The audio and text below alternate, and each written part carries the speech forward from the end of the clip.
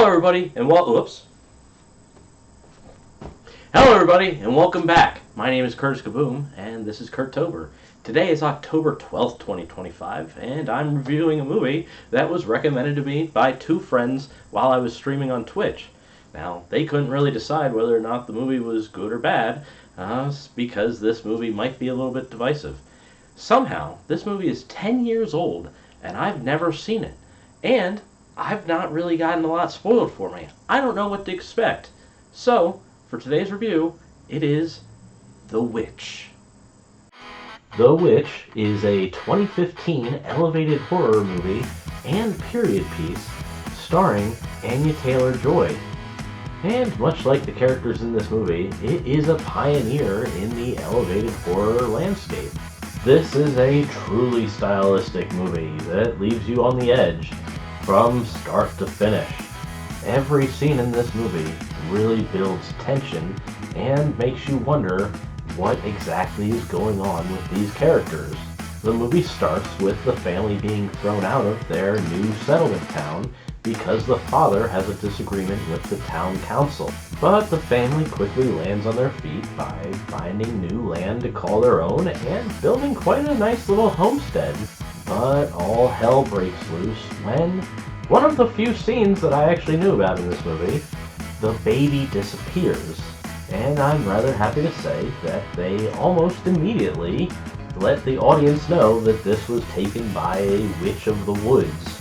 This is one of the few times where I'm glad that there was no mystery for the audience, and it was only the characters in the movie that had no idea what was going on. We get all the answers and get to see how the family's decisions are ultimately their downfall. We get to see how each and every lie eventually snowballs into an avalanche of mistrust between each character.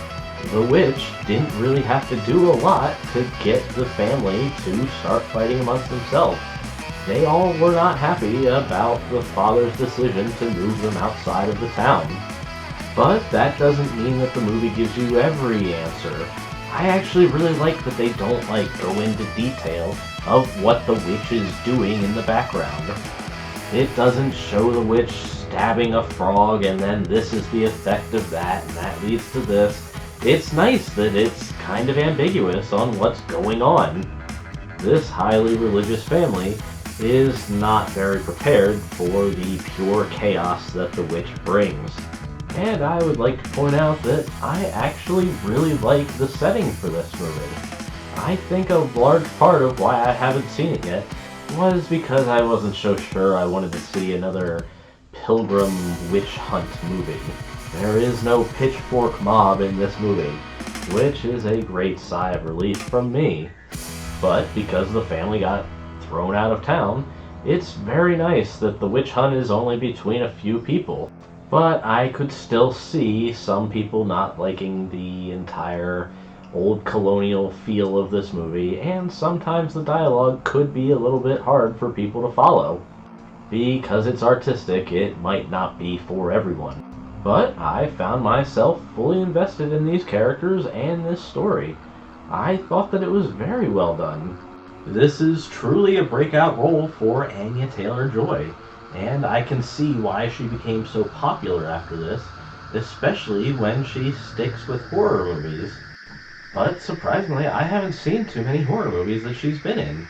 So this Kurt-Tober might be hijacked by Anya Taylor-Joy.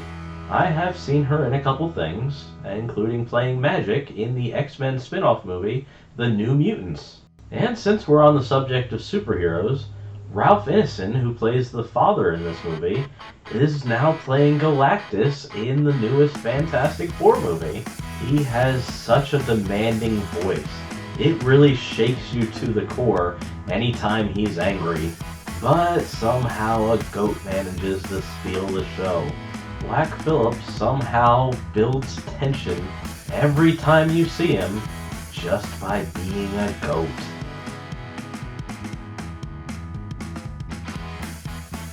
So, to wrap this up, would I recommend The Witch?